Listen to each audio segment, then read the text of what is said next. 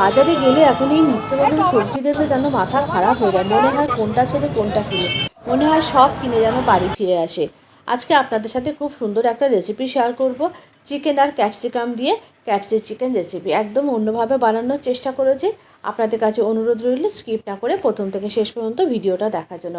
নমস্কার, আমি অন্তরা, আপনাদের চ্যানেল অন্তরা কুকিং কিচেনে আপনাদের সবাইকে জানাই অনেক অনেক স্বাগত। প্রথমে আমি কিছুটা আলমন্ড বাদাম একটুখানি ঈষদুষ্ণ গরম জলে ভিজিয়ে দিতাম, আর তারপরে আমি এখানে আলু পেঁয়াজ সমস্ত সবজিগুলোকে একটু ভালো করে কেটে নেবো। এই পেঁয়াজ আর রসুন ছাড়ানোটা না আমার কাছে ভীষণ অসহ্যকর, কিন্তু কিছু করার নেই। বিশেষ করে রসুন ছাড়াতে আমার না ভীষণ অসুবিধা, নখে এত ব্যথা হয়। তবুও এই প্রথমে পেঁয়াজ রসুনগুলো ছাড়িয়ে নিলাম, রসুনগুলো ছাড়িয়ে ভালো করে জলে দিয়ে নিলাম। আর আলুগুলোকেও ভালো করে খোসা ছাড়িয়ে নিয়েছি, সমস্ত সবজি ভালো করে ধুয়ে জলে ভিজিয়ে রাখলাম। আর এরপরে একটা পেস্ট বানিয়ে নেবো, তার জন্য আদা লঙ্কা একটুখানি আর রসুনটা এটা নিয়ে একটু ভালো করে পেস্ট বানিয়ে নেবো অল্প একটুখানি জল দিয়ে। আর তারপরে একটুখানি টক দই আমি এখানে পেস্ট করে নেবো আলমন্ডটা দিয়ে। আলমন্ডটা যেহেতু ভিজিয়ে রেখেছি, আপনারা চাইলে আলমন্ডের খোসাটা ছাড়িয়ে দিতে পারেন, কিন্তু আমি খোসাটা ছাড়াইনি, খোসা সমেতই আমি পেস্ট করেছি। আলমন্ড আর টক দই দিয়ে একসাথে পেস্ট করে যে কোনো রান্নাতে দিলে না খুব সুন্দর একটা ক্রিমি টেক্সচার আসে। পেস্ট করা হয়ে গেলে এরপরে না আমি একটা মশলা তৈরি করবো, ভাজা মশলা। তার জন্য আমি হাফ চামচ ধনে গুঁড়ো, হাফ চামচ জিরে গুঁড়ো, একটু ছোটো এলাচ, একটুখানি দারচিনি আর দুটো গোটা শুকনো লঙ্কা আর অল্প একটু লং দিয়ে খুব ভালো করে আমি একটু শুকনো খোলা হালকা করে নেড়ে নেবো। নিয়ে তারপরে আমি এটাকে একদম মিহি ডাস্ট করে নেবো। সমস্ত কিছু মশলাপাতি গোছানো হয়ে গেছে। এরপরে আমি চিকেনটাকে ম্যারিনেট করব। আমি এখানে 750 থেকে 800 গ্রাম মতো উইথ বন চিকেন নিয়েছি। তারপরে আমি এর মধ্যে আমি সেই টক দই আর আলমন্ডের যে মিশ্রণটা আছে সেটা থেকে 2 চামচ দিয়েছি। আর আদা রসুন কাঁচা লঙ্কার পেস্ট দিয়েছি, আর অল্প একটুখানি যে ভাজা মশলাটা বানিয়েছি সেইটা দিয়েছি। দিয়ে খুব ভালো করে চিকেনটাকে আমি মাখিয়ে নিয়েছি। এই সময় কিন্তু এর মধ্যে আমি কোনো রকমভাবে নুন বা হলুদ কোনো কিছু দিইনি। চিকেনটা ভালো করে দিয়ে ম্যারিনেট করে নেওয়ার পর এই চিকেনটাকে প্রায় আধ ঘন্টা থেকে 45 মিনিট মতো রেখে দিতে পারলে খুব ভালো হয়। চিকেনটাকে মাখিয়ে আমি রেখে দিয়েছি। আর এদিকে অন্যান্য সবজিগুলো কেটে নেবো, তাতে চিকেনটা প্রায় আধ ঘন্টা মতো ম্যারিনেট করা হয়ে যাবে। আমি এখানে ঘন্টাখানেক মতো ম্যারিনেট করে রেখে দিয়েছিলাম। পেঁয়াজটাকে খুব ভালো করে কুচিয়ে নিয়েছি। আর তারপরে আমি এর মধ্যে দেওয়ার জন্য ক্যাপসিকাম আর টমেটো বেশ বড় বড় টুকরো করে কেটেছি। টমেটো কিন্তু আমি খুব কুচি করে দিইনি, একটা টমেটোকে 4 ফালি করে নিচ্ছি, একটা মিডিয়াম সাইজের টমেটোকে 4 টুকরো করেছে। আর ক্যাপসিকামটাকেও বেশ বড় বড় টুকরো করে কেটে নিয়েছি। আর ধনেপাতাটাকে একেবারে মিহি করে কুচিয়ে নিয়েছি।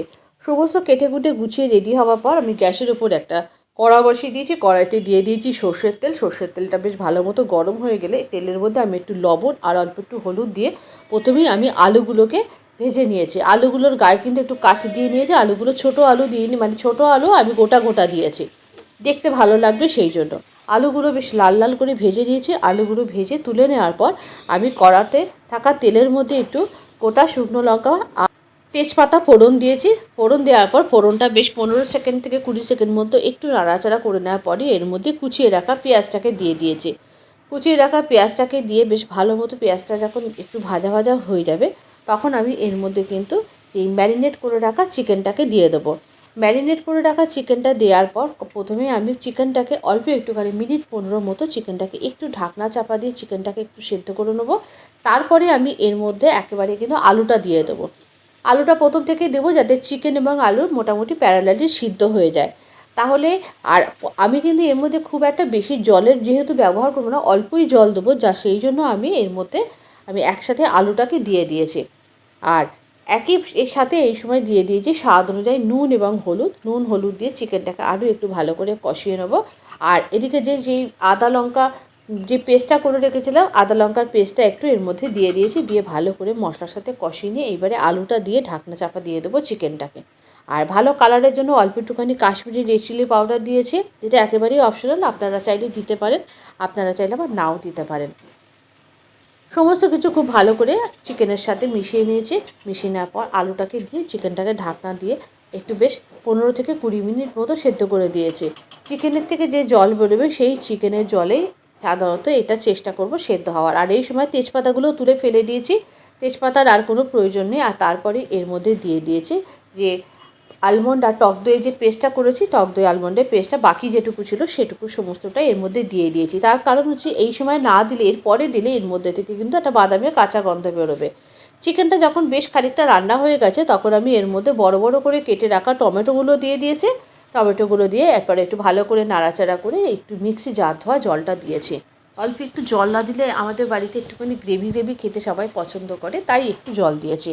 দেওয়ার পর চিকেনটাকে এবার ভালো মতো করে সেদ্ধ করে নিতে হবে। ক্যাপসিকামগুলো এই সময় দিয়ে দিয়েছি, চিকেনটা প্রায় রান্না হয়ে এসছে। এই সময় আমি এর মধ্যে দিয়ে দিয়েছি কিন্তু সেই ধনেপাতা কুচিটা আর একটুখানি ভাজা মশলার গুঁড়ো আমি 1 চামচ মতো দিয়ে দিয়েছি। চিকেনটা একেবারেই রান্না হয়ে গেছে। এরপরে চিকেনটাকে আমি একটুখানি পাত্রের মধ্যে সার্ভ করে নেবো। এরকম চিকেন গরম গরম ভাত বলুন, পোলাও, রুটি, পরোটা যে কোনো কিছুর সাথে ভীষণ ভালো লাগে। আজকের রেসিপিটা আপনাদের কেমন লাগলো অবশ্যই কিন্তু কমেন্ট করে জানাতে ভুলবেন না। নিত্য নতুন রান্নার আপডেট পেতে অবশ্যই অন্তরার পেজটিকে আপনারা ফলো রাখবেন। এই ক্যাপসি চিকেন আপনাদের কেমন লাগলো শীতকালে আপনারা অবশ্যই বানাবেন। ক্যাপসিকামে কিন্তু আপনার নিজস্ব ফ্লেভার থাকে, তাই ক্যাপসিকামটা একটু শেষের দিকে দেবেন। রেসিপিটা ভালো লাগলে অবশ্যই আপনারা বাড়িতে ট্রাই করবেন, আর অবশ্যই আপনারা একটুখানি কমেন্ট করে জানাবেন। আর কমেন্ট বক্সে কিন্তু আপনারা রেসিপিটা বানিয়ে ছবি দিতে ভুলবেন না। আবার দেখা হচ্ছে পরবর্তী ভিডিওতে আর একটা নতুন কোনো রেসিপির সাথে। সবাই অনেক ভালো থাকবেন, সুস্থ থাকবেন। আবারও দেখা হচ্ছে পরবর্তী ভিডিও।